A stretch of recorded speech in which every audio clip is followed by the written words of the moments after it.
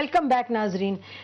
ردت صاحب، یہ کہا جا رہا ہے کہ مختلف وجوہات بیان کی جا رہی ہیں. کچھ لوگوں کا کہنا ہے، جیسے جے یو آئی کے فضل الرحمان صاحب نے کہا کہ اس کے پیچھے امریکہ ہو سکتا ہے، اس قتل کے پیچھے. کسی نے کہا ٹی ٹی پی ہو سکتا ہے. پھر قادری جو قاتل ہیں گورنر کے، ان کی بھی کچھ پوچھ گچھ ہوئی کہ اس سے لنک نہ ہو، جیسے کہ جس کا ذکر ریاض نے کیا. تو یہ بات کس طرف جا رہی ہے؟ مطلب obviously we don't have نہیں جی، report. بات یہ ہے کہ آپ تو یہ پولیس اور کورٹس وغیرہ کی بات آپ نے کی ہے کہ یہ اب مفلوج ہو گئے ہیں. میں تو کہتا ہوں گورنمنٹ نہیں ہے، گورنمنٹ کے نام کی چیز نہیں ہے پاکستان میں. اب گورنمنٹ کولیپس کر گئی ہے. گورنمنٹ تو بنکرڈ ہے. گورنمنٹ تو بنکر سے باہر نکلتی نہیں ہے. ان کو کیا پتا ہے کہ ڈیرہ اسماعیل خان میں کیا ہو رہا ہے، بنو میں کیا ہو رہا ہے، وزیرستان میں کیا ہو رہا ہے؟ کبھی گئے ہیں یہ؟ ان کو جیوگرافی کا پتا ہے وزیرستان کا؟ یہ کبھی ٹانگ گئے ہیں؟ American Baghdad prime president of United States of America باقاعدہ جاتا تھا، بیوی جاتی تھی اس کی بغداد ٹروپس کو ملنے کے لیے. ہمارے ٹروپس کو ملنے کے لیے کون جاتا ہے جی؟ گورنمنٹ. زرداری صاحب گئے تو ہیں، سوات بھی گئے تھے. نہیں، میں وزیرستان کی بات کر رہا ہوں. تو وزیرستان میں فوج جاتی، وہ حکومت کا حصہ نہیں ہے؟ نہیں، مگر لیڈر تو جو کپتان ہے وہ تو پرائم منسٹر ہے.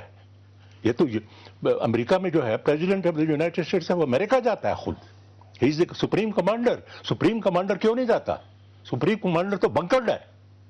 تو ٹروپس کیا گائیڈنس آپ دے رہے ہیں ان کو؟ کیا انسپریشن آپ ان کو دے رہے ہیں آپ؟ اور کیا میسج آپ لوگوں کو بھیج رہے ہیں جی؟ بات یہ ہے کہ حالات میں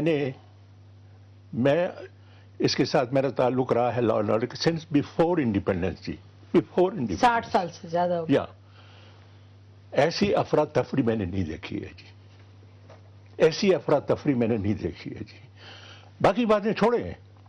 twice elected prime minister of Pakistan شہید بے نظیر بھٹو، کس طریقے سے جس طریقے سے اس کے قتل کا انہوں نے ہینڈل کیا ہے، میں کہتا ہوں ایک معمولی وہ جو ہے کوئی معمولی citizen of Pakistan, ordinary citizen of Pakistan, اس کی مرڈر کی انویسٹیگیشن بھی ایسی کیجول طریقے سے نہیں ہوگی جیسے اس کا کر رہے ہیں. It is not a priority you know. Doctor صاحب آپ سن رہے ہیں آپ کیا کہا ہے ردت صاحب نے؟ سن رہی ہوں. سنیں گی بھی یا کچھ کہیں گی؟ دیکھیں، یہ یقیناً ان کا نقطہ نظر ہے، لیکن جو چیزیں انہوں نے ہائی لائٹ کی ہیں وہ ان کے اپنے نظریے اور سوچ کے مطابق شاید جسٹیفائڈ ہوں گی. میرا نقطہ نظر یہ ہے کہ حکومت کوئی بھی ہو، وہ کبھی بھی اس ایشو سے اسپیشلی جو سیکیورٹی ایشو ہے اور جو سیکیورٹی تھریٹس ہیں یا اوور آل جو چیلنجز اس وقت پوری قوم کو، پورے ملک کو سیکیورٹی ریلیٹڈ ہیں اور رہے ہیں اور رہیں گے، ان کو کسی طرح بھی آنکھیں بند کر کے آپ ایزی اسائنمنٹ کے طور پہ نہیں لے سکتے.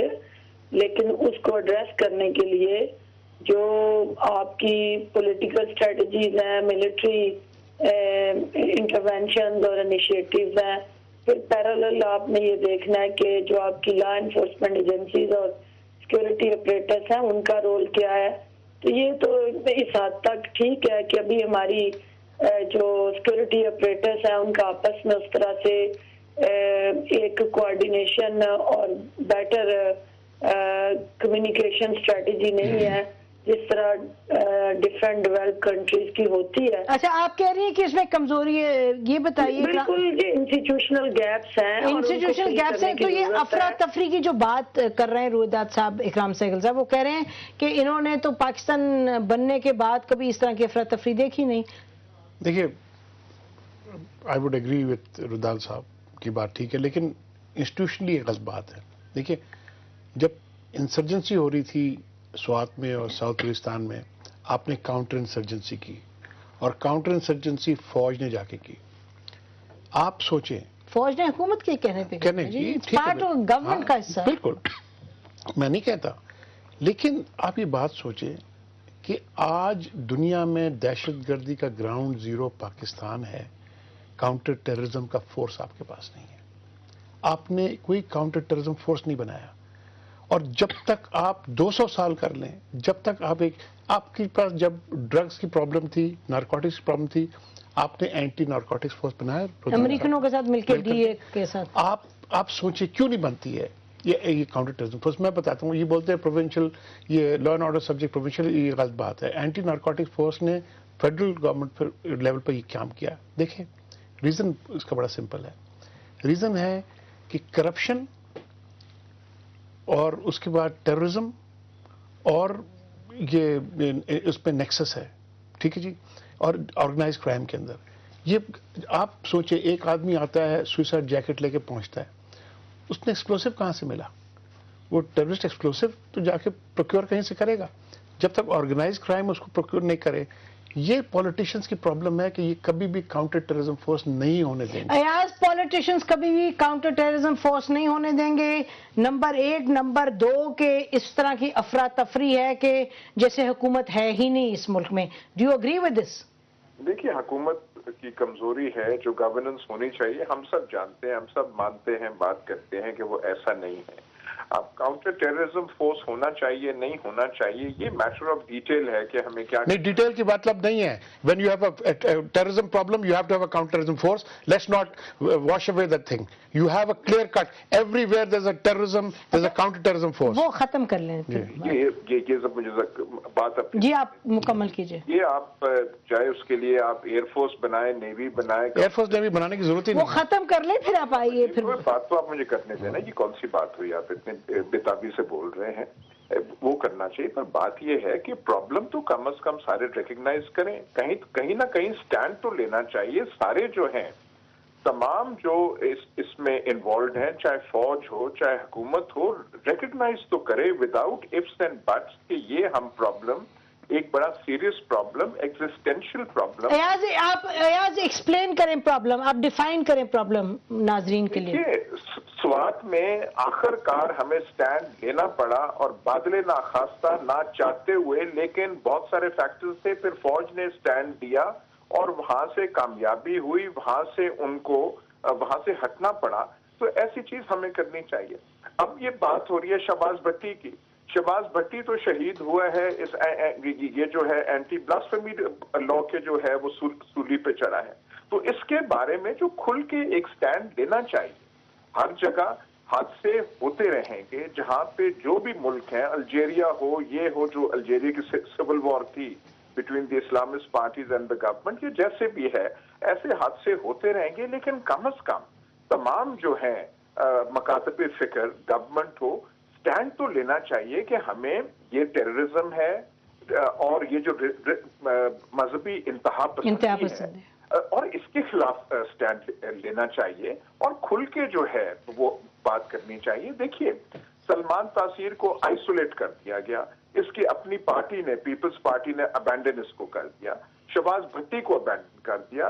وہ شری رحمان بیچاری اپنے گھر میں وہاں کراچی میں بند ہے. کوئی بولنے کے لیے تیار نہیں ہے، نہ گورنمنٹ سے نہ وسیع تر سیاسی طبقے سے. بولنا تو چاہیے کم از. جب آپ آئسولیٹ کرتے ہیں تو پھر آپ اس سوچ کو فروغ دیتے ہیں کہ ہاں یہ واقعی جو ہے گستاخ ہے. اور پھر ممتاز قادری پیدا ہوتے ہیں جو کہتے ہیں اچھا پھر ان کا تو علاج ایسا ہونا. شہری رحمان کو تو یہ کہا گیا کہ ملک چھوڑ کے چلی جاؤ باہر. ان کو منسٹرز نے کہا، انہوں نے کہا نہیں میں ملک تو نہیں چھوڑ کے جاؤں گی.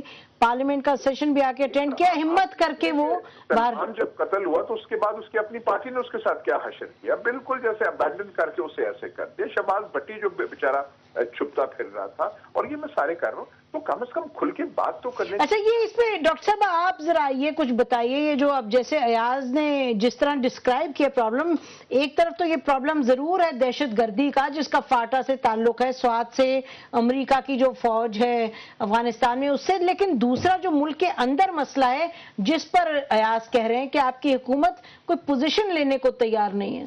سب سے پہلے تو میں جو آپ نے کاؤنٹر ٹیررزم فورس کا ذکر کیا کہ پاکستان میں نہیں ہے اور پولیٹیکل گورنمنٹ یا پولیٹیکل لیڈرشپ اس کو نہیں بنائے گی، یہ میں آپ کو اپڈیٹ کرنا چاہتی ہوں کہ پچھلی جو ہماری کیبنٹ میٹنگ تھی اس سے پہلے والی، اس میں منسٹری انٹیریئر نے ایک کاؤنٹر ٹیررزم اتھارٹی بل کے نام پہ ایک انیشیٹو لیا تھا، اور دے وانٹڈ کہ بھی کیبنٹ اس کو جو ہے وہ انڈورس کرے اور اس کے اندر انہوں نے ایک میکنزم ایوالو کیا، لیکن کچھ کنسرنز تھے اس میں منسٹری لا کے، اور اس کو دوبارہ سے ایک کمیٹی بنائی ہے اور وہ اس کو ریٹیفائی کر رہی ہے اور ریسٹرکچرائز کر رہی ہے. تو اس چیز کو ہم اون کرتے ہیں کہ یہ کاؤنٹر ٹیررزم اتھارٹی پاکستان میں ہونی چاہیے، نیکٹا 2 سال سے اس پر کام ہو رہا ہے، کرے ٹیررزم کے اگینسٹ جتنے انیشیٹیوز ہیں ان کو سپلیمنٹ بھی کرے، فیسیلیٹیٹ بھی کرے اور پیٹرنائز بھی کرے. اس کے علاوہ جو آپ نے ذکر کیا کہ گورنمنٹ جو ہے وہ ان ایشوز پہ کہیں بیک فٹنگ پہ کھڑی ہے، ایسی بات نہیں ہے.